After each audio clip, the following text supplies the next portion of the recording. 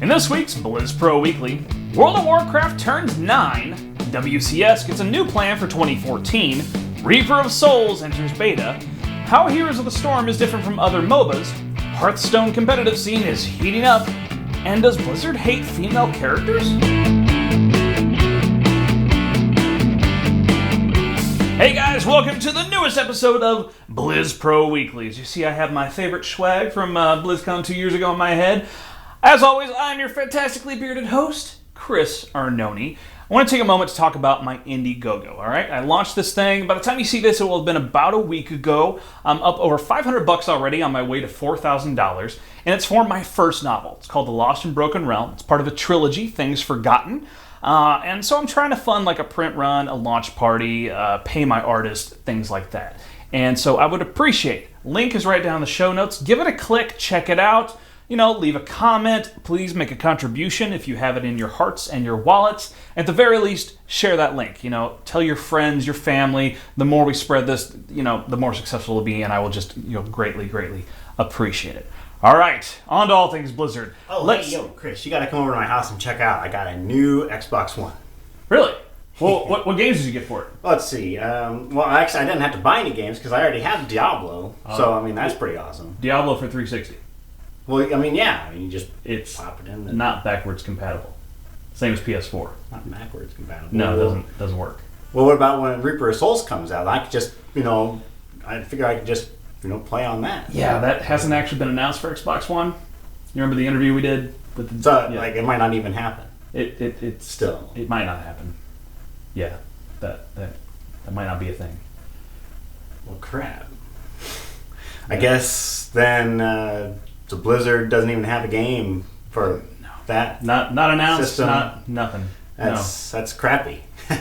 So that's fine. I guess I just got myself like a freaking 10.4 pound boat anchor.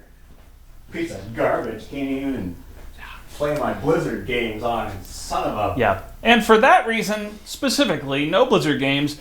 At this point, Blizz Pro is giving the Xbox One 0 of 10 fucks. Let's talk World of Warcraft. Here's the beef. So World of Warcraft turns 9 years old November 23rd. So already happened in the past by the time you see this. So starting this week and for the next couple weeks, you can help celebrate this really cool accomplishment with a small event that's going on in the game. Now just by logging in, you'll receive the Feat of Strength achievement, WoW's 9th anniversary.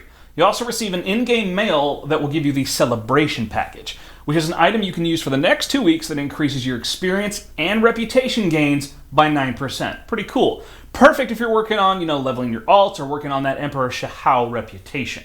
Now, the event has already begun, and it ends December 2nd. So hop on today, get the full benefit of that event while you can get your Feat of Strength achievement. We want to know how many of you have all the anniversary achievements that the game has launched. Now, they started doing this on the 4th anniversary. Let us know how many of those you have. It'd be amazing to see how many of you have all of them. Now, we recently learned about Christy Golden's next book. It's another one set in World of Warcraft universe, obviously, why we're putting it in the World of Warcraft segment. The next book is called War Crimes and will detail the trial of Garrosh Hellscream. The book will not be from Garrosh's point of view, though, but rather from faction leaders and other characters surrounding the trial. Now, the book is going to function as kind of a bridge between Mists of Pandaria and Warlords of Draenor, with the release date is June 3rd, 2014. Now, this release date, as has often been the case, may give us a clue as to when we will see Warlords of Draenor released. At that point, we're looking at like a June-July schedule, which means we will probably see a beta around January or February, if not earlier. That's pretty close to our original guess for the expansion's release. Now, Blizzard is primed, oh my god, for a successful 2014, all right? We're going to see open beta for Hearthstone. Yes, they've said December 2013, but that could translate to January 2014 in Blizzard speak. Also going to see Diablo 3 Reaper of Souls for both PC and PS4 in 2014. Good guess, seen around, maybe April, maybe? World of Warcraft, Warlords of Draenor, June, July, that's what we're thinking, 2014. And finally, Heroes of the Storm is slated to hit beta in 2014. With all these upcoming releases, it's kind of crazy. We really got to wonder, what are we going to see at BlizzCon 2014? Now, if you were paying attention, Mike Morhaime did say he really didn't want to skip another year, so I think our chances are good we're going to have another BlizzCon next year. But what will they announce?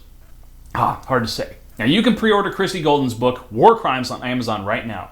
It's $20.54 for the hardcover version or $13.99 for the Kindle ebook version. Now, World of Warcraft pet enthusiasts like JR, God, he loves those things, will now have the opportunity to purchase Alterac Brewpup. Now, the Canine Companion can be purchased on its own for $10 or in a bundle with the new Enchanted Fey Dragon mount for $30.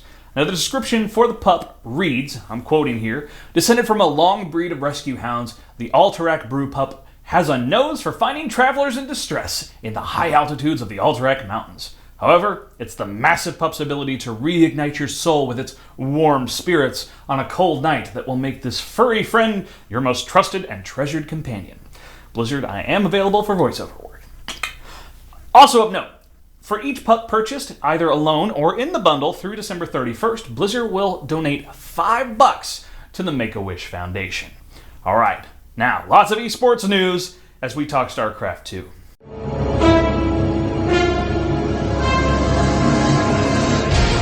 You want a piece of me, boy?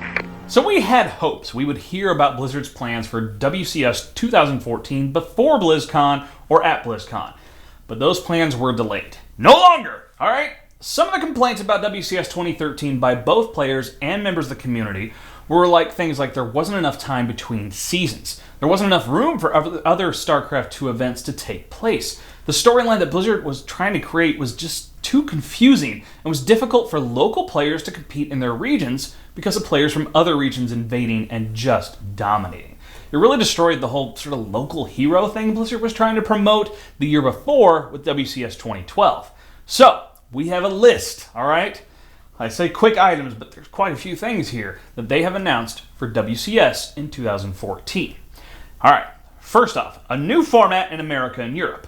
So in both of those areas, Blizzard is making the storyline from qualifiers to challenger to premier much more linear. No longer will you have this sort of confusion of different leagues happening at different times. In 2013, they had difficulty with this because they started WCS later in the year. They had to bunch everything together. They had originally planned to do 4 seasons a year, but in order to stretch things out for the players a little bit, they're sticking with just 3 in 2014. And they're going to make those a lot more linear, like we said. So you'll start off with regional qualifiers, then the Challenger League, and those that win Challenger will move to Premier, just like last season. But instead of like next season's Challenger happening during the current season of Premier, it'll all just happen in order, all right? There will be no confusing overlap anymore. Now, this is a bit tangential, but it does relate. Korea has another beast altogether, and they weren't happy with seeing their system change last year. Now we are seeing the return of GSL and Code S, which will end up being the Premier League of StarCraft II once again. OGN will once again head up this league, and the prize money is going to be huge. I mean, very top-heavy. The winner's going to take home something like 2.5 times that of the runner-up. Now, this should help entice some of the Koreans to play in Korea, since the prize money there is just going to be really high, all right? So pull some of the Koreans out of there. Now, the elimination of season finals and support for third-party tournaments is the next thing on our list. One of the bigger changes is there will no longer be a season finals and only regional finals. So one of the reasons for this could be that the regional finals and season finals held so much weight in WCS that you could have basically just won your regionals and seasonals without doing anything else all year and qualify for the global finals at BlizzCon. That's what Deer did this last season. Now this led to the end of the year only having a couple open spots and a whole lot of people that were on the bubble, and it just made it, it was dramatic for those few spots, but not for the bigger section of that top 16 roster. Now this also allows other events to have more weight in the WCS format, such as MLG or DreamHack. Now with it comes a new point system for those third-party tournaments who will become WCS partners. You can see there's requirements brought in place below for these third parties and become a WCS partner and how that point is going to be distributed with them, all right? You can check that in our show notes and on our website. Now, region locking. Now, don't get too excited, all right? It's limited, but it's something. Last, not least, all right? We will get this little bit of region locking. Now, it's not an out-and-out region lock to where we will not see any Korean players in America or Europe, but America will no longer be referred to as WCS Korea 2.0. There will now be a set number of players from each region able to participate in a specific region, with a higher number dedicated to those who live in that region.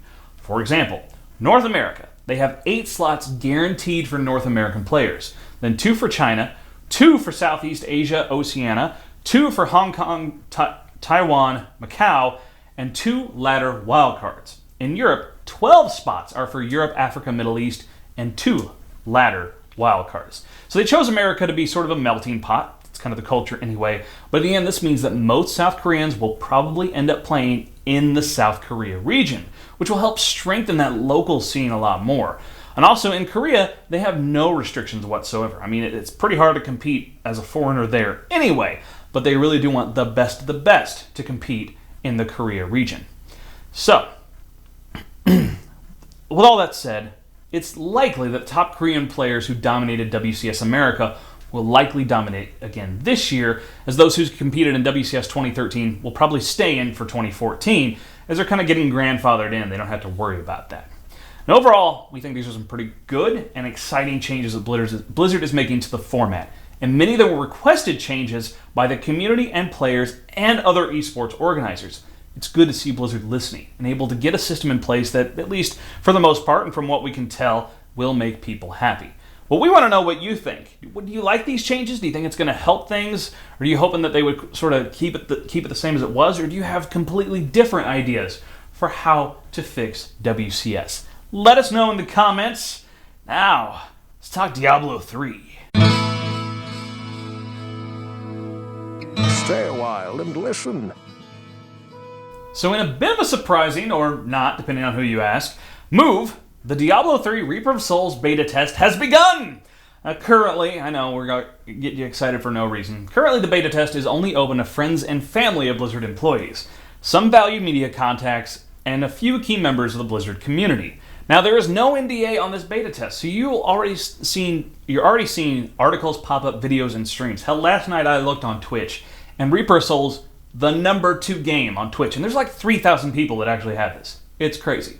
Now, some members of the BlizzPro team got into the test, and we will be covering the game quite a bit, and now Archon the Wizard is on our team, and we'll be sure to bring you a lot of in-depth coverage in the near future. Blizzard has stated they plan on moving to a closed beta test later this year to invite more folks in. So if you're interested to opt in, go to your Battle.net account, make sure your settings are set up for the Diablo 3 beta. Now, as always, I'm sure we will have some beta keys at some point in the near future. Don't ask, we will tell you, all right? Now, our main Diablo 3 editor, Nineball, as well as Archon, both have articles detailing their thoughts so far on the Reaper of Souls beta. You can check those out, and a video on BlizzPro.com, and we'll give you a brief summary but we will give you now a brief summary of their thoughts. Now, both of them have acknowledged that the new loot system is way better than what they currently have in the game. There's less drops, but the loot for those drops are more likely to be helpful to the character you are currently playing. Both seem very happy with the legendary drops and have talked about how these legendaries are build changers, something we've really not seen before. For example, Archon got a legendary that helped any effects with lightning, so he built a wizard around those lightning effects and said it was just really powerful. Nineball was playing his Crusader and got a legendary that spawns skeletons to help aid you after you kill minions, much the same way the Necromancer worked in Diablo 2. He was able to build his Crusader more around that ability. Now, both are really excited about Adventure Mode and the Nephilim Rifts, which are completely randomized dungeon loot runs. Now, their experience with the game so far has been highly positive, and they believe this will make Diablo 3 the very game that people have been wanting for so long. Now, on a personal note, last night on the PS3, I won Diablo 3. Yeah. Now, I'm not just saying I slew Diablo again. Yeah, I did that too. But when I started again, using my Barbarian, I got an item called the Puzzle Ring. Now, some of you may have heard of this. Well, here's what it is. It's got some nice, stat bonuses, whatever. But the last ability listed on it is, sometimes, when you're wounded, you will spawn a treasure goblin. A treasure goblin! Seriously! And from my experience, about every 15 minutes, just there he goes. Middle of a battle, and there's one, so you're chasing him down. That's fantastic! It's like having resplendent chests just pop up out of nowhere. I can just imagine what the Diablo 3 developers must be doing in their free time. Like, remember the old flame wave spells from back in old Diablo? Just, here's a wave of treasure goblins flying out at your enemies. Or the witch doctor. You know, screw like little hounds or spiders or whatnot. Just treasure goblins, treasure goblins, treasure goblins. Ah! Anyway, Heroes of the Storm.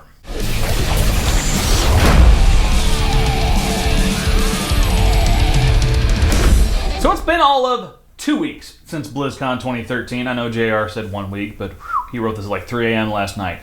But at that point, we heard a lot of details about Blizzard's upcoming character brawler, Heroes of the Storm. Now, excitement over the title already continues to grow, despite no real indicator as to when we're actually going to get our hands on it.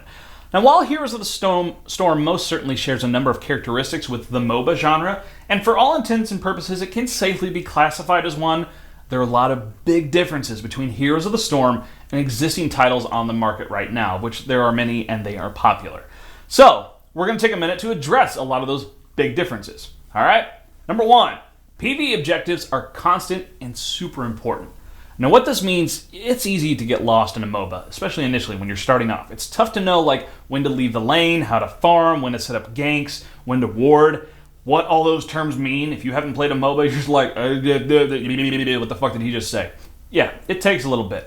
Heroes of the Storm will have a more streamlined approach through the use of numerous and constant PvE objectives. Now, your team will want to be constantly claiming like gold doubloons, skulls, tributes, or even various services of mercenary groups. Now, team coordination will be essential to success, so wandering off to play sort of a lone wolf will be a detriment to your team. Now, while this change will make PvE's effect a lot more noticeable, it'll also increase the frequency of team fights. Say there's a key PvE objective to be taken. The opposing base will come under siege, ensuring the other team must defend it.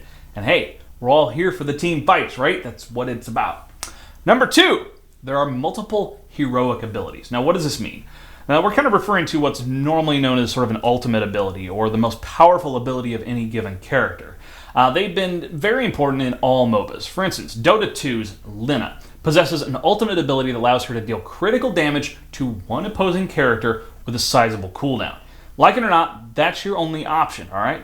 Dota, there are 4 abilities. You upgrade them and you work your way up toward that last one. In Heroes of the Storm, however, ultimate abilities have been renamed heroic abilities, and players have 2 options at present. Could be more later. Now, as an example, Jim Raynor can choose to either utilize the famed Hyperion, a ship more geared toward base destruction, or a pair of Banshees, able to deal solid damage to an opposing hero and giving Raynor increased visibility. This change, in conjunction with other talent customization options, will allow more flexibility in team construction. It also makes it a little harder to gauge, what is your opponent doing, because you can actually play characters in slightly different ways. Alright, number 3. Experience is shared by the team. I talked about this just a little last week. And what this means, it's totally common in MOBAs to see a hard farming carry be 8, 9, even 10 levels higher than a support character, making them easy pickings. This is, for the support player, absolutely dreadful. It fucking sucks. There is a difference between a challenging, satisfying fight and exploding because a geared carry looked at you wrong, alright? They sneezed at you and there you went. Now, shared experience means that characters such as Abathur will always be relevant in team fights, increasing the amount of fun for everybody involved, not just those super farmed ones. Now, this should change the current attitudes towards playing as support heroes, for instance. Number 4, there are no items. None in Heroes of the Storm. Now, what this means, the pursuit of specific items is one of the core tenets of pretty much every MOBA game.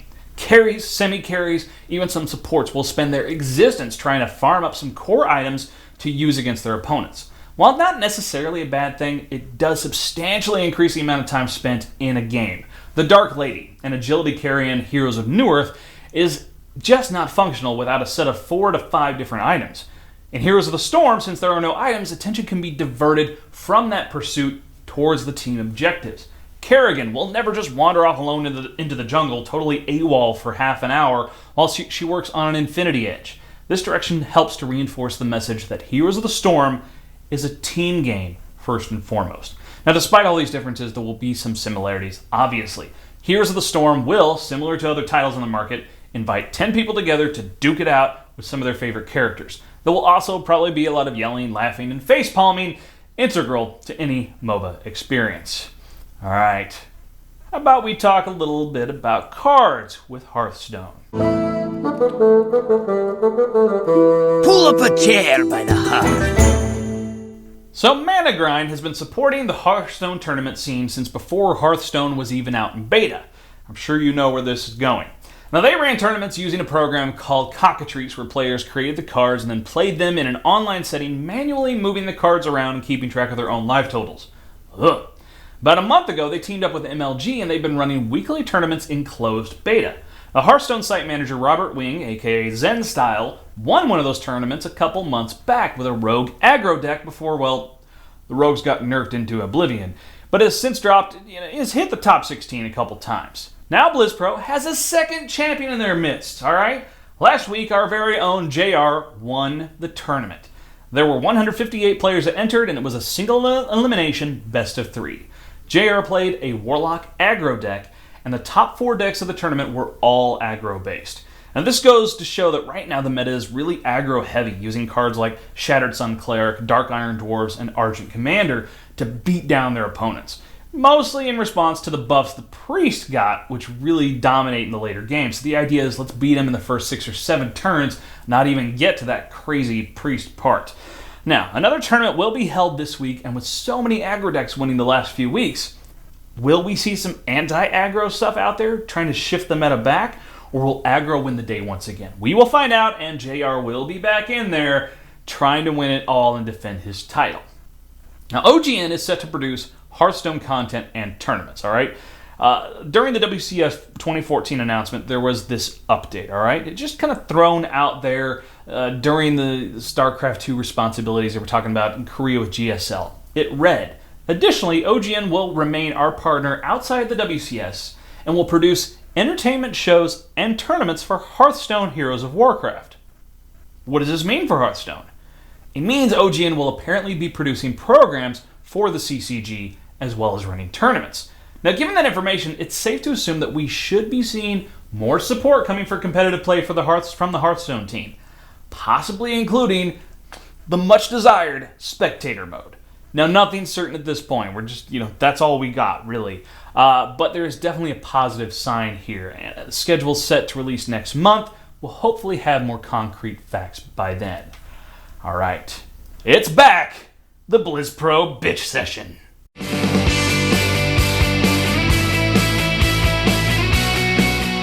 So some shit has blown up online recently, and it all stems back to just a little off-the-cuff comment that Chris Metzen made back at BlizzCon. So basically, they are mad because when somebody asked where Agra would be, which is Thrall's wife, if she would be, going into the portal, through the portal to the war, Chris Metzen responded saying, "The honeymoon is over, this is more of a boys' trip."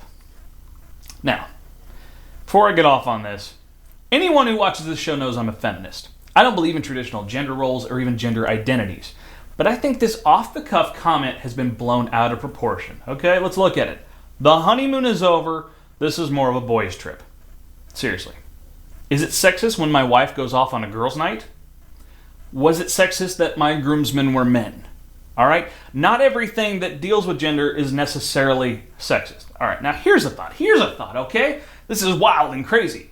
What if Thrall's decision to leave her behind really pisses Agra off?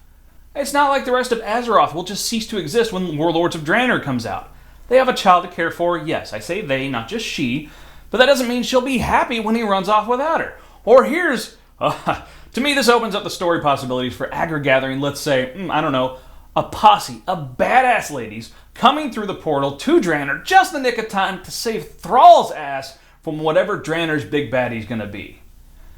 So here, the moral of this story is, just because if you overanalyze a comment that's off the cuff, you're overanalyzing a comment that's also kind of out of context. We don't know the whole story. We won't get that whole story until Warlords of Draenor actually comes out. So to me, we jump too hard. And there's also something to be said here, okay? Blizzard has a strong track record of great female characters in recent years. Jaina, for instance, human mage who saw Arthas become the Lich King, tried to be diplomatic between the Horde and the Alliance, friend of Thrall, and now ultimately is pissed off at the world and the Horde because Garrosh destroyed her home and everything she loved. Agra, who we've been talking about, Thrall's wife, been there every step of the way as he transitioned from war chief to shaman to helping keep the world together during the cataclysm, and now having to deal with Garrosh's crazy ass screwing up the Horde. Alright, not to mention other notables like Lady Mara Foredragon, Tyrande Whisperwind, Chandria Feathermoon, Malv Shadowsong, and the Sylvanas, alright, the leader of the undead. Leader. Not to mention other games. Look at StarCraft with Kerrigan or Nova. Diablo 3 was centered around Leia. Alright? Hell, Diablo became kind of feminine looking at the primeval. The primeval. So that's got to be taken into consideration, okay? This company, Metzen is a big part of it, has shown itself to not be sexist. Especially in recent years, they've had a lot of strong female characters, a lot of great storylines with women. The Pandarans pretty much didn't have gender roles at all. You saw males and females doing everything on that continent. It didn't matter what their gender was.